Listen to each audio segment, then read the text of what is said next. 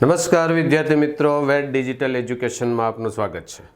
મિત્રો, આજે આપણે જોવાના છીએ કે Gujarat secondary and higher secondary education board Gandhinagar દ્વારા જે પરીક્ષાઓ લેવાય છે એમાં ડિસેમ્બર 2023માં જે પરીક્ષાઓ આવી રહી છે એની ક્વેશ્ચન બેંક નંબર 4 ધોરણ 9 છે, વિષય ગણિત છે। એટલે આવનારી જે તમારી પરીક્ષાઓ છે તો એ આ પ્રશ્નોમાંથી તમારા શિક્ષકો સિલેક્ટ કરી અને પ્રશ્નપત્ર બનાવશે કે જેમાં તમારે 25 ગુણની પરીક્ષા આપવાની હોય છે અને એ પરીક્ષામાં જો તમારે મેક્સિમમ માર્ક્સ પ્રાપ્ત કરવા હોય તો આ પ્રશ્ન બેંકનું સોલ્યુશન આપણે જોવાના છીએ। તો શરૂ કરીએ, જેમાં પહેલા છે ખૂણાઓ અને રેખાઓ કે જેનો વિભાગીય છે, જેમાં ખરા ખોટા છે, ખાલી જગ્યા છે, એવા ટૂંકા સવાલ આપણે જોઈએ। તો પહેલો વિભાગ છે કે નીચેના વિધાનો ખરા છે કે ખોટા તે જણાવો। પહેલો પ્રશ્ન છે એમાં 90 અંશના ખૂણાને લઘુકોણ કહે છે। તો આપણને ખ્યાલ છે કે 90 અંશનો ખૂણો હોય તેને કાટકોણ કહેવાય, લઘુકોણ કહેવાતો નથી। તો એના આધારે વિધાન કેવું છે? ખોટું વિધાન છે। એટલે પહેલું વિધાન કેવું આવશે? ખોટું। બીજું છે એક જ રેખા પર આવેલા ન હોય તેવા બિંદુઓ અસમરેખ બિંદુઓ છે। હવે એક રેખા ઉપર જો 2 થી વધારે બિંદુઓ હોય તો એને આપણે સમરેખ કહીએ છીએ, પણ અહીંયા આપણને કીધું છે કે એક રેખા પર ન આવેલા હોય તો એ બિંદુઓ અસમરેખ છે, અસમરેખ જ કહેવાય। એટલે વિધાન કેવું છે? ખરું વિધાન છે। ત્યાર પછી જોઈએ ત્રીજો કે વિપરીત કોણનું માપ 180 થી 360 અંશ વચ્ચે હોય। વિપરીત કોણ કીધો છે તો વિપરીત કોણ 180 થી 360 ની વચ્ચે જ હોય। 180 એટલે સરળ કોણ બની જાય, 180 થી વધે એટલે વિપરીત કોણની અંદર આવી જાય છે, એટલે વિધાન ખરું છે। ત્યાર પછી જોઈએ નંબર 4, જો બે ખૂણાઓના માપનો સરવાળો 360 અંશ થાય તો તે ખૂણાઓ પૂરક કોણ છે। હવે પૂરક કોણના કોઈ પણ બે ખૂણાનો સરવાળો 360 થાય તો એ પૂરક કોણ છે, એટલે વિધાન ખરું છે। પાંચમું છે જો બે આસન કોણનો સરવાળો 180 અંશ છે તો તેની સામાન્ય ન હોય તેવી બાજુઓ રેખા બનાવતી નથી।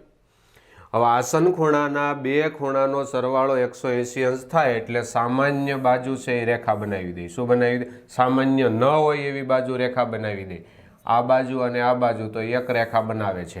અહીંયા આપણને કીધું રેખા બનાવતી નથી બનાવતી, એટલે વિધાન કેવું છે? ખોટું છે। તો મિત્રો, આ હતા આપણા ખરા ખોટા।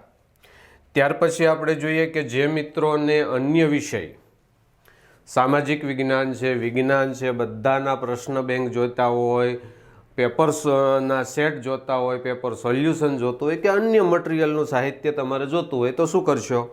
તો કે વેટ ડિજિટલ એજ્યુકેશન નામની એપ્લિકેશનને તમારે ડાઉનલોડ કરવાની છે। ત્યાર પછી ડાઉનલોડ થયા પછી અહીંયા તમારો મોબાઈલ નંબર એન્ટર કરવાનો છે, સેન્ડ ઓટીપી આવે એટલે તમારે ઓટીપી મૂકી અને એપ્લિકેશન શરૂ કરવાની। ત્યાર પછી તમે જોઈ શકો છો કે આ રીતનું એક પેજ ખુલશે જેમાં તમે પેઇડ કોર્સ, એક્ઝામ પેપર, જે મટીરિયલ તમારે જોતું હોય તે આમાંથી તમને ધોરણ વાઇઝ સિલેક્શન કરી અને તમે મેળવી શકો છો કોઈ બી મટીરિયલ। એ પછી તમારી પરીક્ષાની તૈયારીના પેપરો હોય કે એકમ કસોટી હોય કે અન્ય કોઈ મટીરિયલ હોય, બધું જ મટીરિયલ તમને અહીંથી મળી જશે। ત્યાર પછી જે વિદ્યાર્થીઓ હજી ચેનલની અંદર નવા છે તો એ વિદ્યાર્થીએ ખાસ કરીને ચેનલને સબસ્ક્રાઈબ કરે કે જેથી કરીને આવનારી બધી જ પરીક્ષાઓની અંતર્ગત જે કાંઈ માહિતીઓ છે એ સરળતાથી તમારા સુધી પહોંચાડી શકાય। આ ઉપરાંત જો તમારે કોઈ વિષયનો કોઈ ચેપ્ટરની સમજૂતી બાકી હોય તો તમે આમાં ધોરણ 9ની અંદર જઈ જે તે વિષયના વિડીયો પણ જોઈ શકો। બહુ સારી રીતે સરળ ભાષામાં વિડીયોની સમજૂતી આપણને આપેલી છે। તો મિત્રો, આ ખાસ ધ્યાન રાખજો, નવા હોય તો ચેનલ સબસ્ક્રાઈબ કરી દેજો કે જેથી કરીને તમને આવનારી પરીક્ષાની માહિતી મેળવી શકો અને સારી રીતે તૈયારી કરી શકો। ત્યાર પછી વિભાગ બીજો છે ખાલી જગ્યા પૂરો, જેમાં કીધું છે જો બે રેખાઓ પરસ્પર છેદે તો ખાલી જગ્યા ખૂણા સમાન હોય। હવે અભિકોણના ખૂણા સમાન હોય એટલે બે જોડ સમાન થાય। તો આમાં તમે બે રીતે જવાબ લખી શકો, પણ અહીંયા આપણે અભિકોણ લખ્યા છે। સામસામેના ખૂણા કેવા હોય? સરખા હોય, એટલે બે જોડ ખૂણા સરખા સમાન બને। બીજું છે સરળ કોણનું માપ ખાલી જગ્યા અંશ હોય છે, તો સરળ કોણનું માપ આપણે જાણીએ કે 180 અંશ જેટલું હોય છે. ત્રીજું છે 90 અંશથી વધુ અને 180 અંશથી ઓછા માપવાળા ખૂણાને ખાલી જગ્યા કહે છે. 90થી મોટો ને 180થી નાનો, તો એ ખૂણો કયો હશે? તો કે ગુરુકોણ હશે. કયો ખૂણો હશે? ગુરુકોણ. ત્યાર પછી નંબર 4 છે જો બે રેખાઓ પરસ્પર છેદે તો બનતા અભિકોણો. અભિકોણો એટલે સામસામેના ખૂણા એ હંમેશા કેવા હોય છે? સમાન હોય છે. તમે જોઈ શકો કે જવાબ પણ એમાં છે અને સવાલ પણ એમાં છે. પહેલી ખાલી જગ્યા અને ચોથી ખાલી જગ્યામાં આપણને કંઈક જવાબ સહિત આપણને આપી દીધું છે. ત્યાર પછી કીધું છે યોગ્ય વિકલ્પ પસંદ કરી જવાબ આપો. ખૂણા એક્સ અને વાય રૈખિક જોડના ખૂણા હોય તો એક્સ પ્લસ વાય એટલે બે ખૂણાનો સરવાળો કેટલો થશે? તો કે 180 અંશ થશે. ત્યાર પછી છે પૂરક કોણોના માપનો સરવાળો ખાલી જગ્યા હોય, બે ખૂણા પૂરક કોણ હોય પરસ્પર, તો એના માપનો સરવાળો કેટલો હશે? 180 અંશ. ત્યાર પછી આગળ જોઈએ નંબર 3. લઘુકોણનું માપ 0 અંશથી લઘુકોણનું માપ ખાલી જગ્યાથી ખાલી જગ્યાની વચ્ચે હોય, તો લઘુકોણ છે તો 0 થી 90ની વચ્ચે એટલે સી વિકલ્પ આવશે. 0 અંશથી 90 અંશની વચ્ચે આપણને મળશે.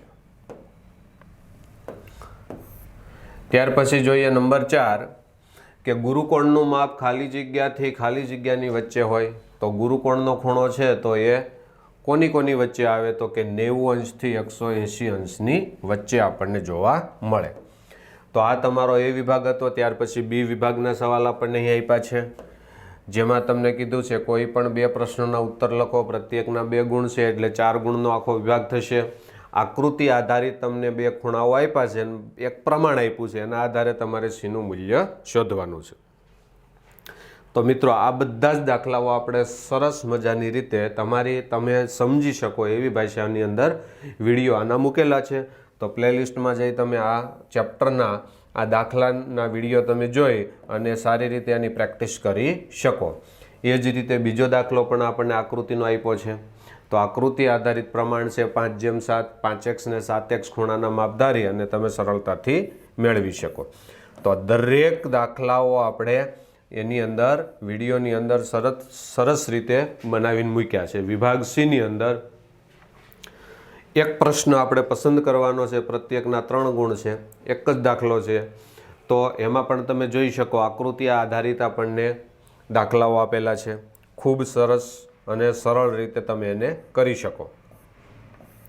તો આ રીતે આખો વિભાગ સી છે. ત્યાર પછી છે પ્રશ્ન નંબર 2 કે જેમાં આપણને બીજું ચેપ્ટર એક આપેલું છે. તો એના આધારે આપણે જોઈએ તો ખરા અને ખોટા ટૂંકા સવાલો જોઈએ કે ત્રિકોણની સમાન બાજુઓની સામેના ખૂણા સમાન હોય છે. હવે આપણે ભણી ગયા છીએ કે જો બાજુઓ સમાન હોય તો સામેના ખૂણા સમાન અને ખૂણા સમાન હોય તો સામેની બાજુ સમાન. તો એના આધારે વિધાન કેવું છે? ખરું વિધાન છે. સમાન ત્રિજ્યા ધરાવતા 2 વર્તુળો એકરૂપ થતા નથી. હવે સમાન ત્રિજ્યા હોય તો એ બંને વર્તુળો કેવા હોય છે? એકરૂપ હોય છે. પણ અહીંયા થતા નથી એવું કીધું છે એટલે વિધાન કેવું છે? ખોટું છે. કોઈ સમબાજુ ત્રિકોણના દરેક ખૂણા 60 અંશના છે. હવે સમબાજુ ત્રિકોણ હોય તો ત્રણેય બાજુ સરખી હોય એટલે ત્રણેય ખૂણા સરખા, તો 60નો જ આવશે. વિધાન ખરું છે. નંબર 4 છે કે ત્રિકોણની કોઈ પણ 2 બાજુ સમાન હોય તો તે ત્રિકોણ સમબાજુ ત્રિકોણ કહેવાય. હવે 2 બાજુ સમાન હોય તો એને સમદ્વિબાજુ ત્રિકોણ કહેવાય, સમબાજુ ત્રિકોણ કહેવાતો નથી. એટલે એના આધારે વિધાન ખોટું છે. અસમાન ખૂણાવાળા 2 ત્રિકોણો એકરૂપ હોય. હવે ખૂણા અસમાન હોય તો એને એકરૂપ કહેવાતા નથી એટલે એ પણ વિધાન કેવું થાય છે? ખોટું વિધાન થાય છે. ત્યાર પછી ખાલી જગ્યા જોઈએ કે એક વર્તુળની ત્રિજ્યા 5 સેમી અને બીજા વર્તુળની ત્રિજ્યા પણ 5 એટલે બે ત્રિજ્યા સરખી છે. તો આવા વર્તુળને કેવા વર્તુળ કહીશું? તો કે એકરૂપ વર્તુળ કહીશું. એક ત્રિકોણના 2 ખૂણા અને તેના અંતર્ગત બાજુ બીજા ત્રિકોણના 2 ખૂણા અને તેની અંતર્ગત બાજુ બરાબર હોય તો આ બંને ત્રિકોણો કઈ શરતના આધારે એકરૂપ થશે? તો 2 ખૂણાની અંતર્ગત બાજુ હોવાથી કઈ શરત આવશે? ખૂબાખૂબ. 2 આકૃતિના આકાર અને માપ બંને સમાન હોય તો આવી આકૃતિને એકરૂપ આકૃતિ કહેવાય છે. એક ત્રિકોણની બધી બાજુઓના માપ 7 સેન્ટીમીટર હોય તો એ દરેક ખૂણાનું માપ કેટલું હોય? ત્રણેય બાજુ 7 એટલે સમબાજુ ત્રિકોણ થાય એટલે દરેકનો ખૂણો કેટલાનો આવશે? 60 અંશનો આવશે. ત્યાર પછી આપણને યોગ્ય વિકલ્પ પસંદ કરી અને ખાલી જગ્યા આપી છે, જેમાં કીધું છે કોઈ પણ બે ખાલી જગ્યા ત્રિકોણની બધી બાજુઓ અને ખૂણા સમાન હોય તો એવા બંને ત્રિકોણો કેવા હોય? તો કે એકરૂપ ત્રિકોણો હોય. ત્યાર પછી કીધું બે ત્રિકોણની બાજુઓના માપ સમાન હોય તો તે ત્રિકોણને પણ કેવા કહેવાય? એકરૂપ કહેવાય. શરત કઈ આવશે? બધી બાજુ સરખી હોય તો બા શરતના આધારે. ત્રીજું છે જો એક ત્રિકોણને બે ખૂણા અને એક બાજુ બીજા ત્રિકોણના બે ખૂણા અને સંગત બાજુ બરાબર હોય તો કઈ શરત લાગશે? બા. અહીંયા અંતર્ગતનો કોઈ ઉલ્લેખ કરેલો નથી એટલે આપણે બા લઈશું. નંબર 4 છે એક ત્રિકોણની બે બાજુ અને અંતર્ગત ખૂણો બીજા ત્રિકોણની બે બાજુ અને અંતર્ગત ખૂણો બરાબર હોય તો બંને ત્રિકોણો. હવે બે બાજુ અને અંતર્ગત ખૂણો છે એટલે કઈ શરત આવશે? બા. ત્યાર પછી નંબર 5 છે ત્રિકોણ એબીસી અને ત્રિકોણ પીક્યુઆર એકરૂપ ત્રિકોણ છે તો તેને સંકેતમાં કઈ રીતે લખાય? તો કે ત્રિકોણ એબીસી એકરૂપ ત્રિકોણ પીક્યુઆર. ડી વિકલ્પ આવશે. ત્યાર પછી જુઓ તો વિભાગ બી ની અંદર આપણને 2 ગુણના દાખલા આપ્યા છે તો આ દરેક દાખલો આપણે એના વિડીયોની અંદર મૂકેલો છે તો એમાં તમે જોઈ અને સારી રીતે પ્રેક્ટિસ કરી શકો. ત્યાર પછી વિભાગ સી છે તો વિભાગ સીની અંદર આપણે એક પ્રશ્ન પસંદ કરવાનો છે તો એમાં સાબિતીના દાખલાઓ છે તો એ પણ આપણા વિડીયોની અંદર મુકાઈ ગયા છે તો એમાં તમે જઈને જોઈ શકો. વિભાગ ડીની અંદર 4 ગુણનો પ્રશ્ન છે એમાં ખૂબાખૂબ પૂર્વધારણા લખો અને સાબિત કરો તો એ પ્રમેય છે આખો. એ જ રીતે આકૃતિ આધારિત સાબિતી આપણને આપી છે. તો આ રીતે વિભાગ ડીની અંદર તમે કેટલા પ્રશ્નો છે? તો કે એક પ્રશ્ન કરી અને તમે એને મેળવી શકો છો. તો મિત્રો આ હતું આપણું ધોરણ 9 વિષય ગણિત પ્રશ્ન બેંક. આમાંથી તમારી આવનારી કસોટીઓ લેવાની છે તો સારી રીતે પ્રેક્ટિસ કરી અને સારા એવા માર્ક્સ પ્રાપ્ત કરી અને એ મેળવેલા માર્ક્સ અમને કમેન્ટની અંદર તમારે જણાવવાના છે. તો અહીં એટલું રાખીએ. અસ્તુ. જય હિન્દ, જય ભારત.